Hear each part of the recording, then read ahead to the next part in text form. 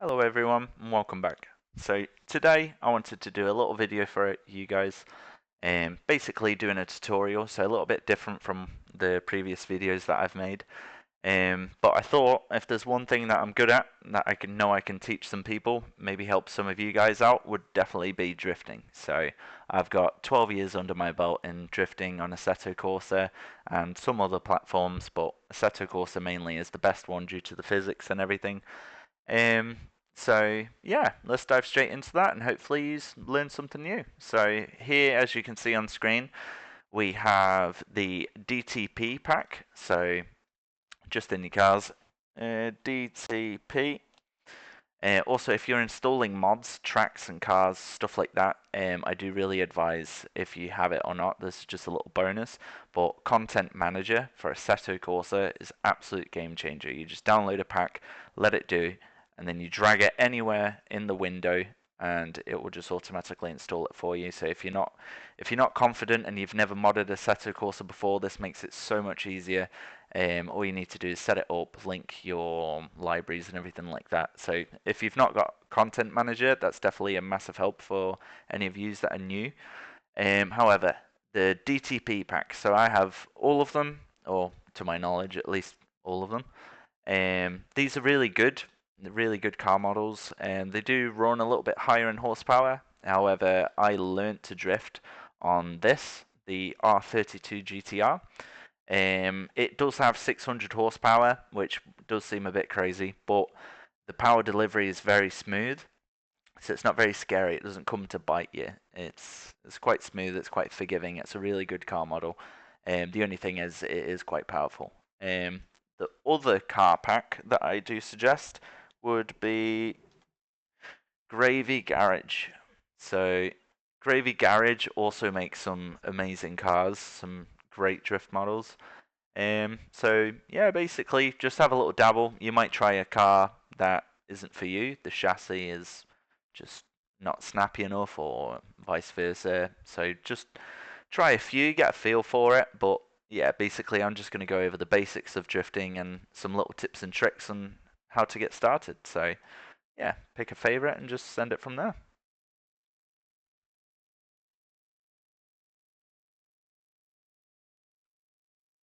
Oh yeah, I forgot to mention as well. So once we've got our car packs done, tracks. So tracks that I would suggest is clutch kickers. That's a really good one. Nice and open area, not too many things to crash against. Nice and chill, really. Another one that I would suggest, drift playground. However, I wouldn't do this first. I would kind of get a little bit of grips onto some of the other tracks. For example, clutch kickers. It's all flat, and so kind of get the flow for that, and then try and dabble into something like drift playground because of elevation. So drifting over a crest and just, I don't know, I guess it's just gravity doing its own thing. But the car reacts differently as it's going uphill, downhill, or it's transitioning between the two. So I would definitely get a hold of the basics first before you start dabbling into elevation change. And then another really good one, this is where I learned Tamada. So this is the Mega Tamada, but you can also just get the basic Tamada Sportsland. Um, that's kind of similar to this, really. Really nice and basic. For today, I'm going to go ahead and do clutch kickers, as I feel like that's the right one. I'm going to skip straight into the loading session, just so you don't have to wait for it. So, see you in a minute. Okay, so here we go. We're in our S13, running about 550 horsepower. Every car's different. However, the power band, usually you can get away with second gear as being the best. So I'd say stick into second gear and just kind of stick with that, to be honest with you. Unless you feel like they're too short, you can always give a go and try and fiddle in the settings. But yeah, so here we go. So different techniques. We can use the car's power, we can use the car's balance, or we can clutch kick to abruptly break the tension and initiate a drift. So just putting our foot down on the power,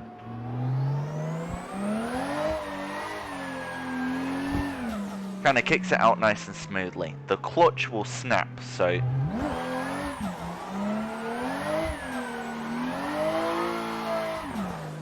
So yeah, the clutch is a lot more brutal, but it is a lot quicker. So let's start on the basics. So I think to start with, we'll just rely on the car's power. So the thing I would like to do is start turning into the corner. So I'll start turning in and then just put the power down. So if you notice, when I put my foot down, the rear starts to slide a bit. So I let the wheel slide in my hands. So just as a good little thing, I would say go round and round the track, let the rear kick out a little bit and lift. So when the rear starts swinging out, let go of the accelerator. When you feel that snap point happen, let it drift out a little bit and back off. So again, so there I felt it kick and I let off. So keep doing that and you'll get a good feeling of the initiation.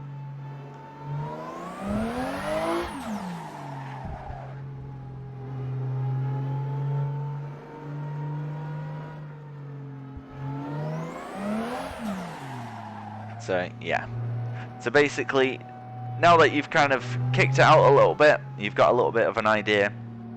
One thing I'd like to say is when you let go, you don't really let go, you let it slide in your hands.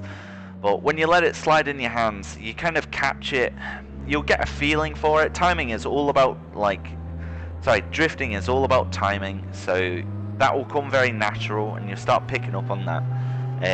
But just roughly, I'd say about 1.5 seconds. So I'll initiate the drift and I'll let the wheel spin in my hands and then I'll catch it. So let's give that a go. Catched it. So because I've not let off anywhere, obviously the car goes wherever it wants to. So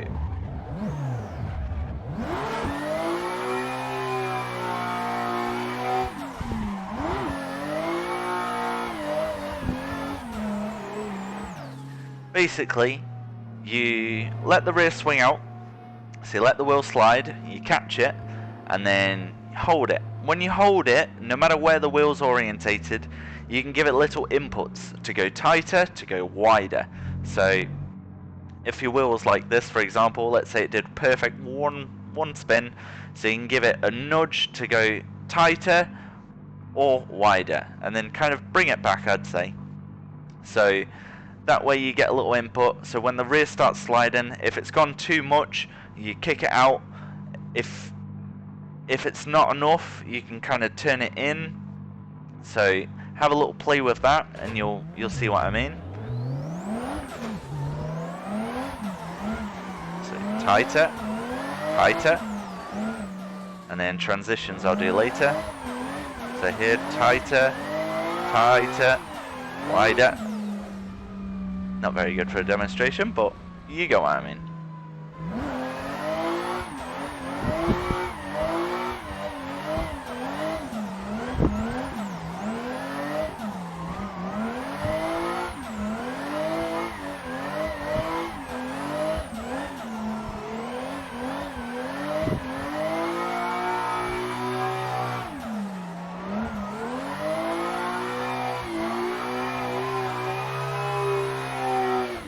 So one thing, when you come to the end of a drift, you want to try and align the steering wheel, so you want to bring it back at a rate where you're not upsetting the car. You'll find at the end of the drift, so if right, let's go and place ourselves, I'd say about here. So we're doing this drift, our steering wheel is that way around.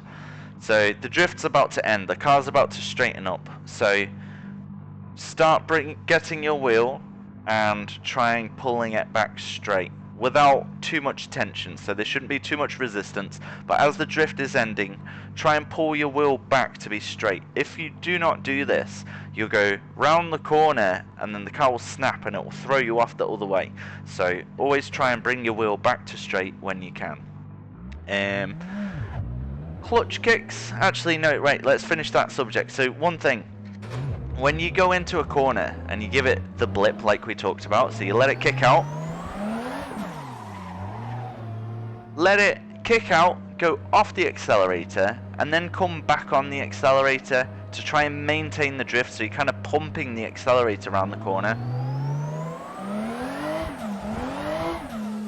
So yeah, let me give you a quick idea of what I'm on about.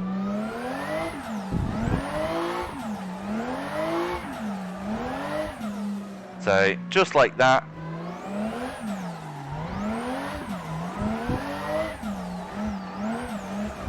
So basically, it's just enough to keep your wheels spinning, but you're not really gaining any speed. So try and leave a bit of a gap between.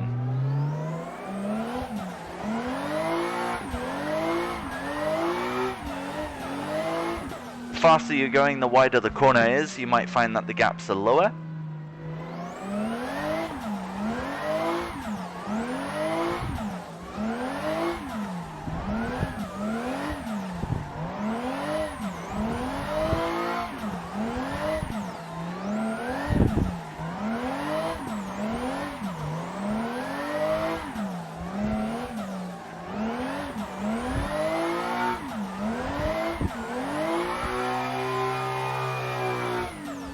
So hopefully watching me, with what I've explained, everything kind of makes sense. I know I'm not the best person at doing tutorials. It is my first video where I'm actually talking, so I will get better at my commentary. But for now, hopefully you get the gesture, you know what I'm talking about. So the next topic would be clutch kicking. So clutch kicking is a lot more brutal, but it gets the job done a lot quicker. So basically, clutch in, build your revs up, and I'd say pin your foot to the floor on the accelerator and just pop the clutch out. So it will look something a little bit like this.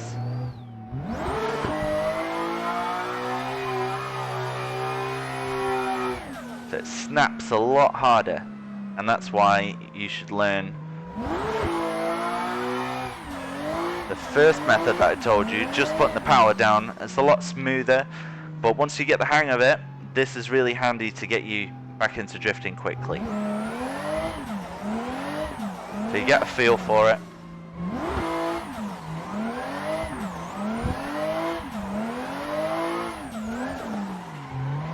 So I think the next thing to explain would be transitions. So with transitions, you do your drift, you let it slide out, you counter steer it where you need to go, and then when it comes to the end like this, so your car's currently wheels are going that way, so just as you're ending, you kind of give it a little nudge, so you nudge it the direction that you're trying to go, and I think off the accelerator. It's hard because I just do it without thinking, but basically just have a look and I will show you.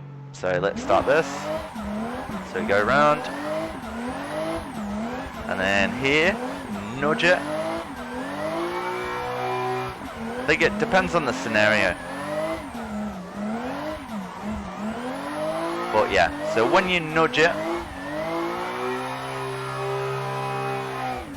when you give it the nudge to tell it where to go, if left or right, the wheel will start counter spinning just like it does when you initiate your first drift. So that's perfectly normal. Don't feel like because you've initiated it, it doesn't need to do it again. So yeah, just get used to that.